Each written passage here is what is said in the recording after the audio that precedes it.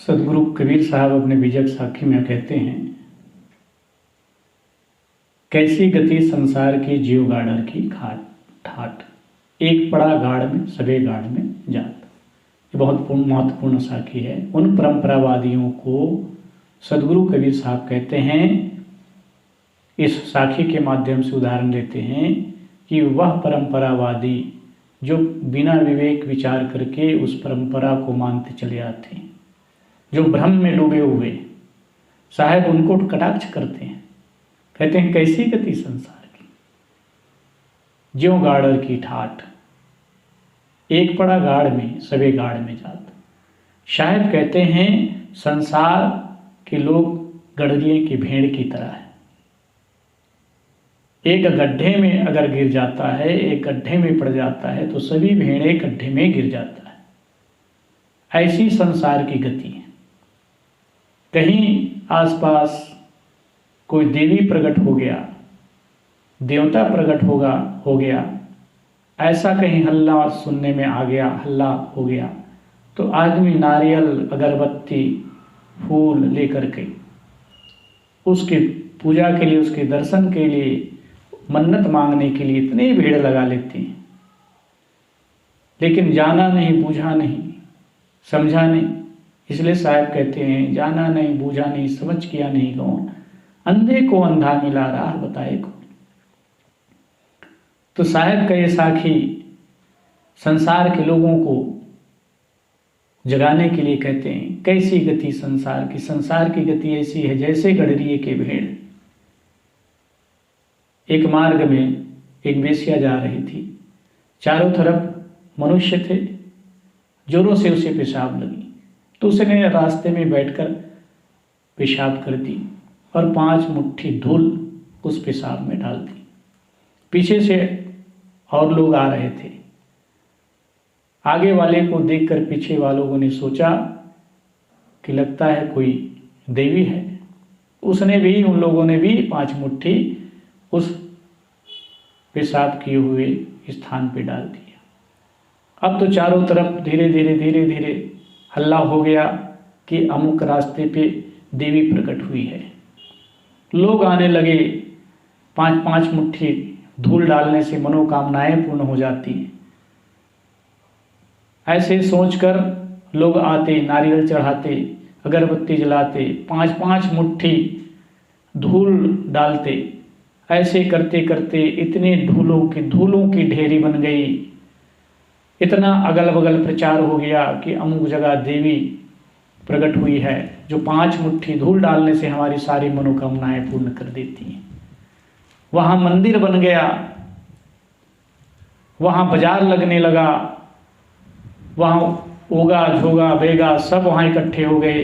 पंडे पुजारी वहाँ पर डेरा लगा लिया, एक मेला सा बन गया। वहाँ बलि चढ़ाने लगे, बकरे मुर्गी, लोगों की मन्नतें मांगने के लिए। वहाँ इतनी भीड़, इतना यज्ञ हवन होने लगा। भूत प्रेत जिनको लग जाता, उस जगह जा कर के झाड़ते फुकवाते, लोग अनेक प्रकार से मन्नत मांगते। अब धीरे धीरे पूरे चारों तरफ प्रचार हो गया। लेकिन बताइए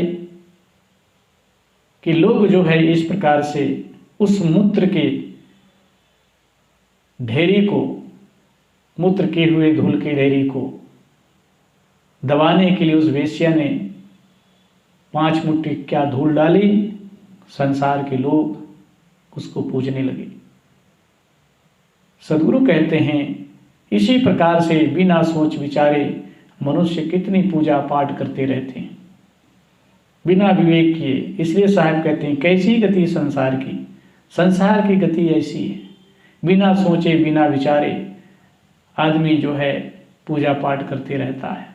जरा विचार कर लेना चाहिए कि वास्तविक में है क्या। हम भी अगर गडरिए की भेड़ की तरह अगर लगे रहें तो हमारा अपने जीवन का कल्याण होने वाला नहीं।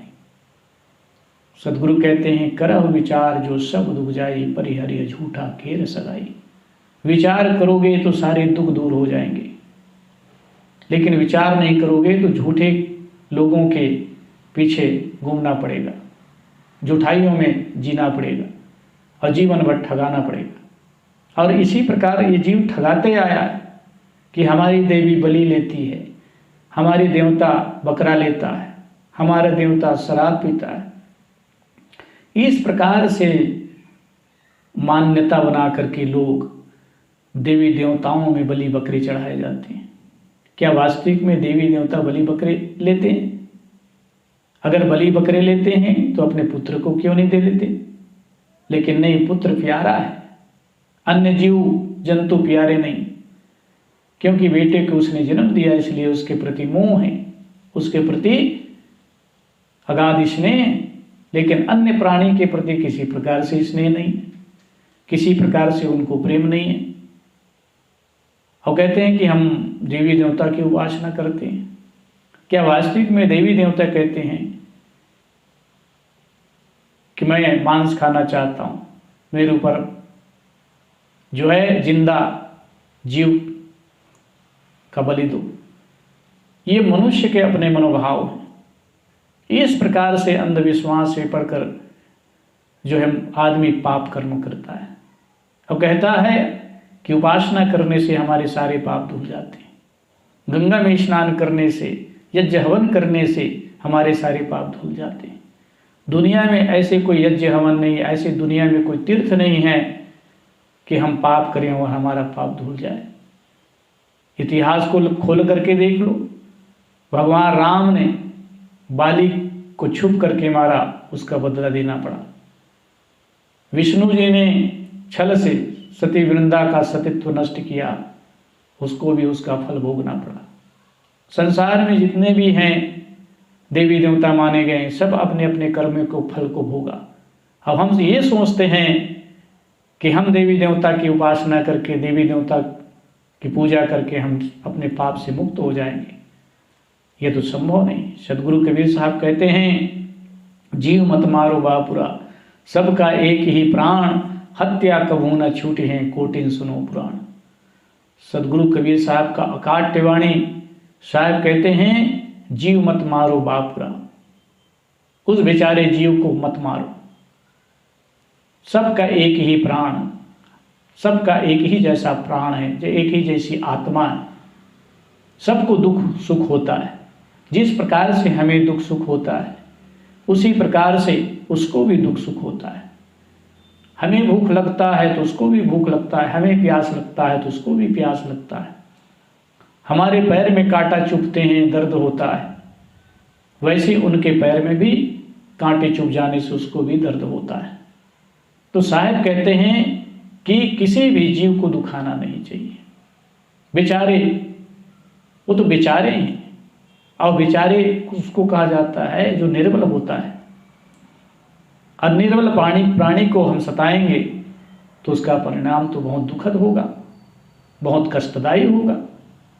इसलिए सदगुरु कबीर साहब चिल्ला करके कहते हैं, जीव मत मारो बापरा, सबका एक ही प्राण, हत्या कभू न छूटी है, हत्या का फल कभी छूटने वाला नहीं।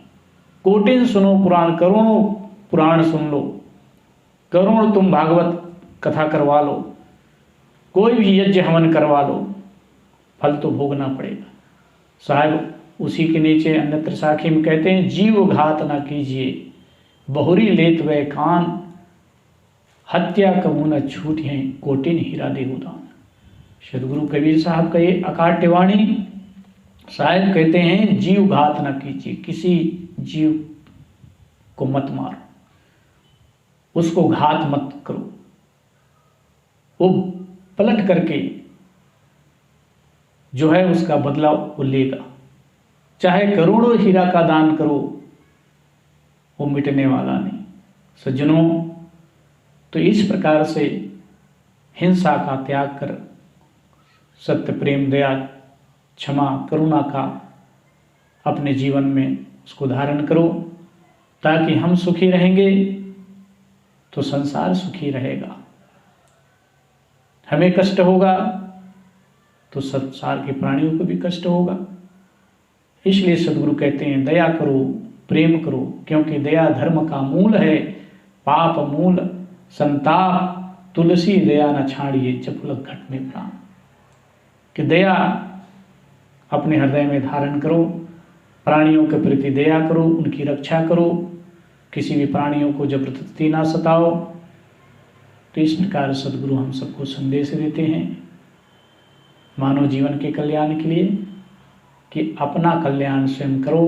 किसी के भरोसे, देवी देवताओं के भरोसे अगर रहोगे तो ये मानव जीवन यूं ही खोता चला जाएगा। सुंदर सुनहरा अवसर मिला है, इस सुनहरे अवसर को आप खो देंगे। तो सदगुरु कबीर साहब का यह काट्यवाणी कि कर वहिया बल आपने छाड़ बिरानी आस, जाके आंगन नदिया बहे शोकस मरे प्यास। इस साखी को मनन कीजिए, चिंतन कीजिए कि वास्तविक में हम स्वयं कर्म करेंगे तो उसका फल हम सबको मिलेगा। इसलिए साहब हम सबको समझाना चाहते हैं